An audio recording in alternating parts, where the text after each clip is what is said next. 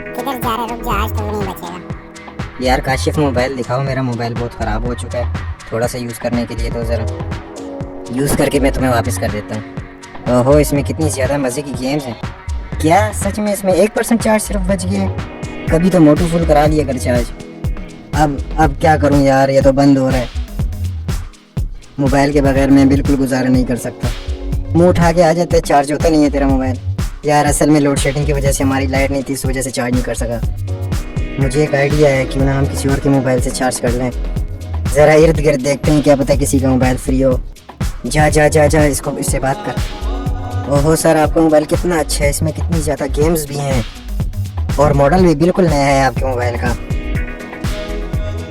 चल चल आजा, जल्दी से कनेक्ट करें।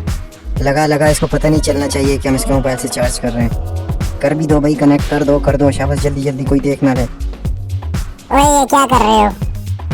नहीं सर, ये तो खुद ही आके इसके अंदर स्लिप होके चार्जर लग गया है, हमने तो नहीं लगाया, खुद ही चल के आ रहा था और इसलिए ही स्लिप हो गया।